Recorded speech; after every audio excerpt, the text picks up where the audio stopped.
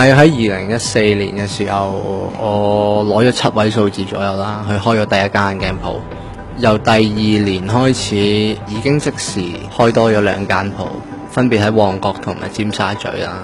仍然有好多人未認識到啊，甚至乎少接觸啊，所以我覺得係應該開多幾間，去俾多啲人接觸到呢類型嘅手造眼鏡。其實我覺得一間眼鏡鋪最重要，除咗係一啲潮流嘅款式框架之外，專業嘅服務係好緊要。我希望攞到最先進嘅儀器去幫到啲客人配到最精準嘅鏡片嘅。套儀器大約6位數字啦，超過60萬。首先全套驗眼設備係電子化嘅，我哋用 iPad control。咁一定係張志明啦。由佢一開始戴 Annual Shape 開始啦，咁其實 Monscot 啊、Tarte 啊都引起一股搶購潮啊！志明與春嬌第2集嘅 Barton 嘅 Bronski 啊，亦都曾經試過客人訂超過半年，甚至乎1年先可以攞到個眼鏡，仍然有好多客人去堅持要落訂嘅。所以其實阿樂戴手造眼鏡框係令到好多人去留意。咁今次志明第3集咧，佢係揀咗 Dita 嘅 United 啦。咁佢今次嘅框架，佢個 design 係同以往一般嘅焊接方法唔同，佢係用咗精密裝嵌啦。佢每一粒螺絲啊，每一個駁位都係計算過 design 過嘅，所以開合亦都個價位亦都非常之暢順順滑啦，係一啲非常高級嘅設計品嚟嘅。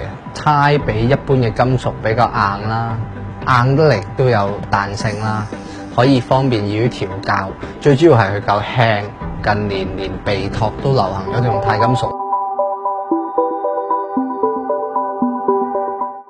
其實當我哋每日翻到屋企嘅時候啦，我哋攞水沖走晒眼鏡上嘅所有灰塵啦，再攞一塊乾淨嘅眼鏡布咧去抹副眼鏡，咁就得噶啦。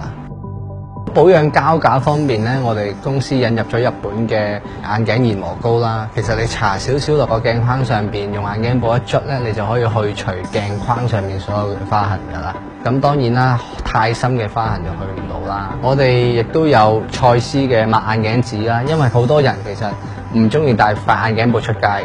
有2種嘅，佢有一種係含酒精同埋一個非酒精嘅。咁非酒精嘅可以用嚟抹 Cerulean 啦。如果一般嘅膠架你可以用酒精啦。咁酒精嘅好處就係可以消毒埋啦。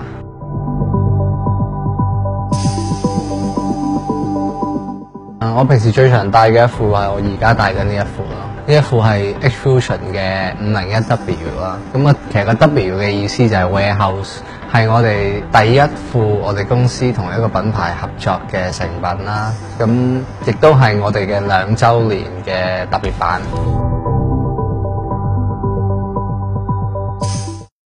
我哋今年嘅6月，我哋會喺台灣開旗艦店啦。